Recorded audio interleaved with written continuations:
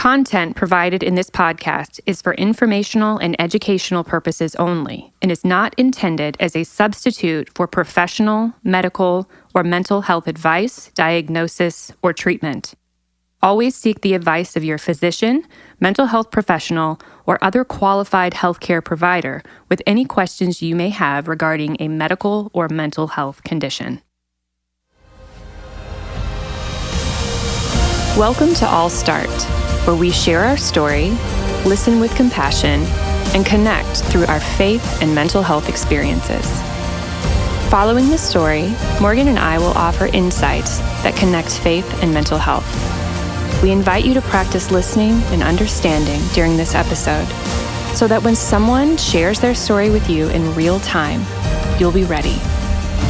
So take a deep breath, settle in, and let's start this journey together.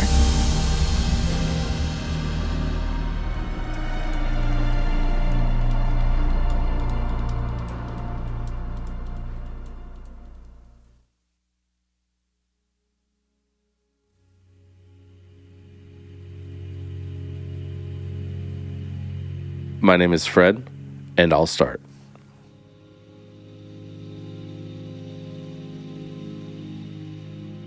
I think the biggest fear in telling my story would be judgment from other people. And I think that leads to feelings of being inadequate, like a fear of how people would see me and what they would think about me as part of that. I think the belief behind that fear is that I'm not good enough, or I can't do it, or I can't handle it. And it's those kinds of things that tend to swirl around in my head when I'm going through some kind of mental health challenge or issue. I remember very vividly it was a Sunday. It was a week before Christmas, and I get a phone call from my mom saying that they're on their way to the hospital.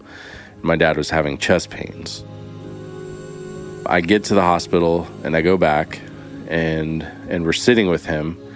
And I remember I snapped a picture on my phone of him just sitting there in the triage room. But later the doctor kind of pulls my mom and I out of the room, and he was like, "Your dad is very sick and we have to transfer him to Springfield."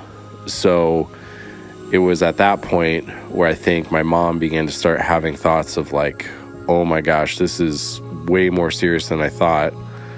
Like, are we looking at the end of things for him? So my mom and I were driving to Springfield. We weren't saying a whole lot because it was a little bit of a shock in the moment. And so we get there, he gets checked in, and they have him there in the triage area in this other hospital. And my mom and I, we walk in, and we've only been there for a few minutes, and I'm realizing this is a pretty serious situation, rushing him into surgery. The doctor who's going to be working on him comes in, and she's explaining what's going to happen and having us, walk up to the elevator to go where we're going to be waiting. But she's also this is probably a good time to say goodbye. And it wasn't like end of life goodbye, but just like goodbye, because he's heading into a pretty serious surgery. And I think I said something like, "I'll see you later," or something, because in my head, I'm not really grasping the gravity of the situation. I think it was around like 8:30 or 9 o'clock in the morning. One of the nurses comes in and said that the doctor wants to meet with us. So we go off into this little side room, and the doctor who was operating comes in. And I can already tell, like, I don't know what kind of news we're going to get, but I don't have a good feeling about it. And so she starts explaining what happened, and basically that he didn't survive the surgery.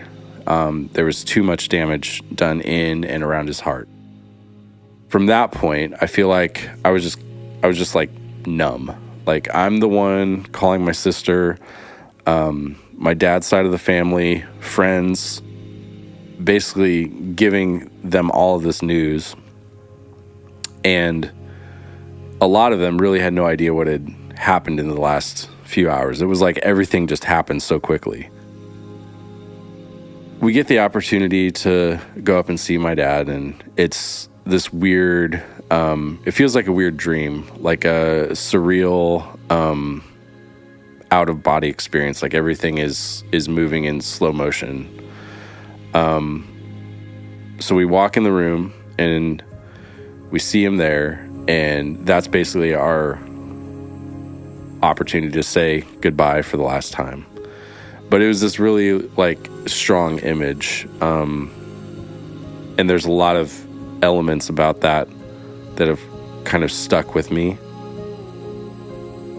Part of it like would keep coming back to front of mind, and I would end up actually dreaming about it sometimes, which was a weird thing. Like dreaming about walking in and seeing him just laid out there on the bed. So often I'd be waking up in the middle of the night from these dreams of walking into the room and seeing him there, on the bed. Like it was happening like nightly. I think a lot of that stemmed from really not being able to say goodbye, because I was in denial that there was something that serious. I think the weight of it really informed a lot of what I started experiencing with like anxious feelings, anxious thoughts, thinking about my own mortality. The first time I had a panic attack was a Saturday morning. I was getting ready to go into church to do service prep. And this was like a few months after my dad had passed. I'd started thinking about my own death. I'm not unhealthy, but it keeps popping in my head. Like an actual funeral, thinking about my family at the funeral, what they were actively going through.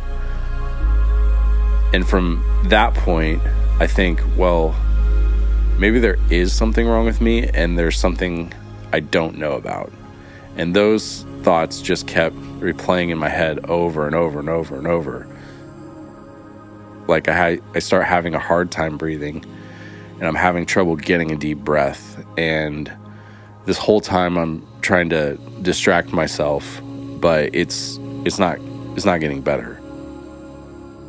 And that started to really freak me out, because now there really is something wrong with me because I can't breathe right. So I think at that point, I called my wife, Melissa, and I said, I can't get a deep breath. I don't know if I'm having like a panic attack or an anxiety attack or what's going on. And it was just exhausting. I remember just not being able to calm down. I went upstairs to like a different room at church because if somebody would have seen me, I feel like they would have wondered like what is going on right now? And that scared me, and I really didn't want to be around other people.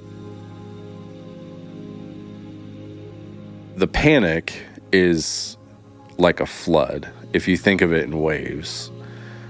Like you have this big wave of the panic and fear, and then it might die down a little bit, but then your mind swings back to it, and then it's just repeating itself over and over and over.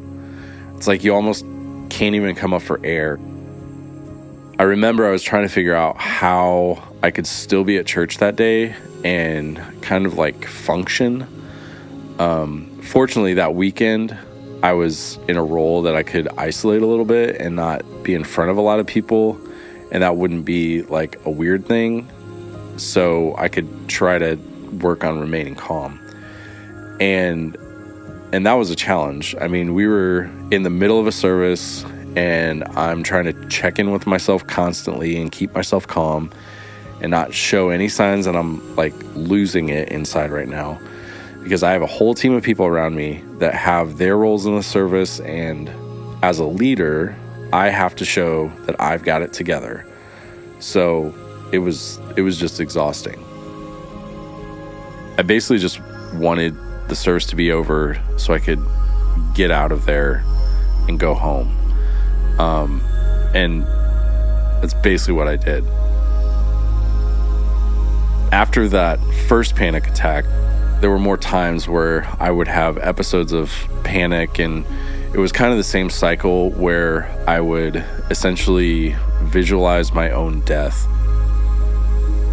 Over time, I met with a counselor, and that was helpful to talk through and process through the things that were triggering the panic attacks or the moments of panic. And that was extremely helpful. I think talking to someone about mental health, it was kind of foreign to me. In my family, you just didn't go to a counselor unless you're like really messed up. But I think having the person to talk to and process through everything that I was feeling and experiencing was a game changer for how I would think about and how I would look at these things that were going on in my life. One thing that I never really thought was going to be a part of this story was just the medication that I was prescribed to help alleviate some of the symptoms and some of the things that would trigger me. And I think that's been extremely helpful and fully needed. I think the biggest practical thing through this whole process was essentially recognizing and calling out the things that trigger me or induce panic. Seeing a counselor meant that I had somebody in my corner who I could contact, and they could help pull me out of the loop that I was in that moment, which was extremely helpful, because I think that began a journey of healing and understanding why I was experiencing what I was experiencing. I could share my story, and they completely understood what was going on, and they could just be there to be a support. And I think that was extremely important. Growing up and thinking back on the way my dad would handle stuff within our family, both of my parents worked, but I knew if something was broken in the house, like he would handle it. So there's a lot of that typical male, like, patriarch thing going on in our family. But I think the one thing that I wanted to change for my family is how we handle our mental health and how we deal with the stuff that's not just like fixing a crack in the wall or dealing with financial things, but my ability to deal with grief or anxiety is not essentially just shoving it down, but getting to talk to somebody in a healthy way, to be able to process through that so it doesn't just pop up when I'm not expecting it and it completely wrecks my world. I really want to make it like a generational shift. I think through the process, the hardest part is acknowledging that you need help to do it. It took me a while to say, no, I need help with this because it's not going away. And I think how we deal with grief, it really can present itself in weird ways that are completely unexpected. And I needed to get tools to essentially learn how to deal with it. And I think it's so important to gain the tools to help deal with grief, so when it happens, it isn't a surprise. If you're hearing this today and you have a tendency like me to avoid or push aside issues you really need to reach out and just talk to somebody. I mean, it's not going to be a quick process, but having someone there to talk to will help you process through that. I think that the whole experience of going through loss, of how it happened with my dad, I watch my friends and some of the people that I interact with just come around us and surround my family. I think that really speaks to what the purpose of community within the church is, and how we're supposed to support each other. I think specifically about matters of mortality and death, at this point, I know I have a healthier understanding of what that means and what we expect when we pass on. In some ways, it's comforting because it's not foreign. I know what's going to happen after I pass. It's not a scary thing as I'm thinking about it. In the moment, what happened with my dad sucks, and it was hard, and there was a lot of sadness affiliated with it. But the eternal side is, I know where he is. I have this foundation of what I believe, and that I will see him again.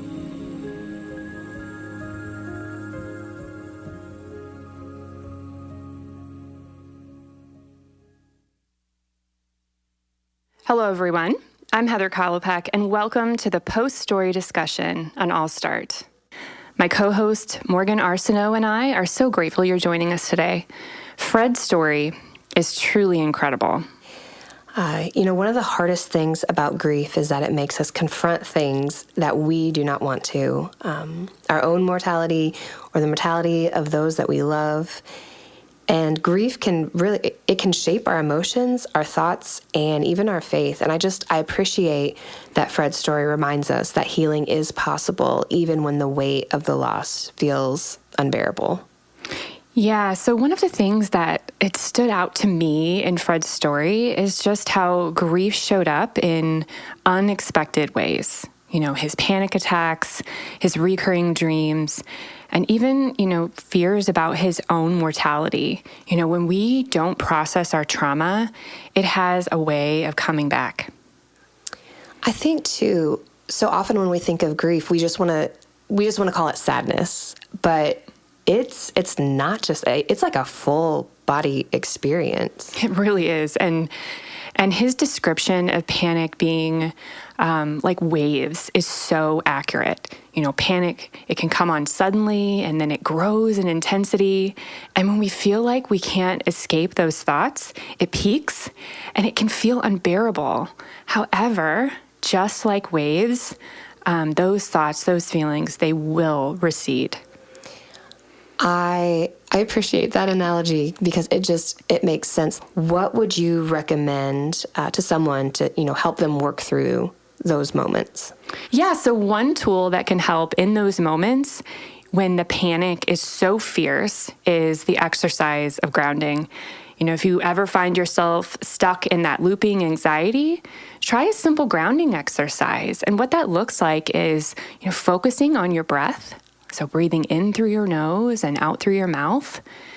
And then naming 5 things that you can see around you.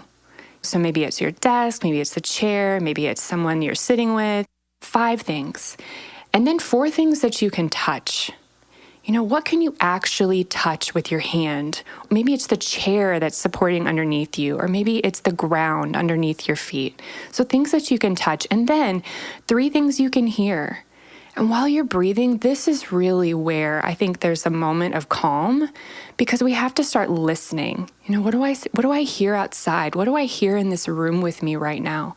Maybe I hear my own breath, and it really can ground you and anchor you. And then 2 things that you can smell.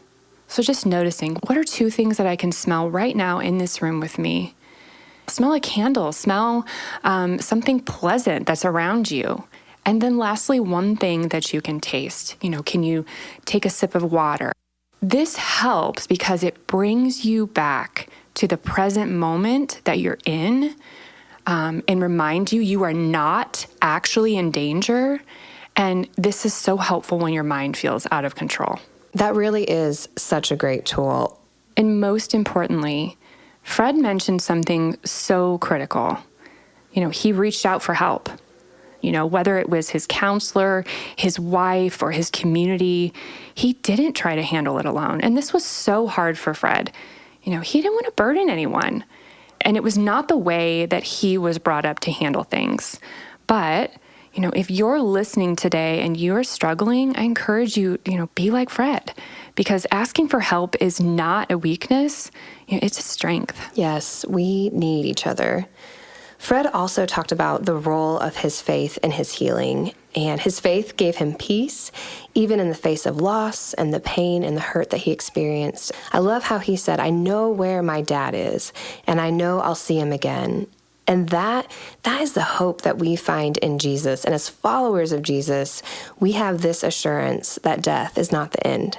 Oh, that's so true. And I think that assurance that death isn't the end, we know that. And sometimes, honestly, we can take that for granted. But in those moments, specifically when you're going through grief and loss, that can be a real comfort. Absolutely. Even with the hope that we have, there is still hurt and there is still pain. And those emotions, they are not an absence of hope or of faith. Yes, they go hand in hand. While on this earth, Jesus experienced grief. He wept when his friend Lazarus died. Even though he knew he was going to raise him from the dead, Yeah. And I think one of the most profound ways that Christianity differs from all other religions, really, is that God came to us. He came to be with us, and he lived among people.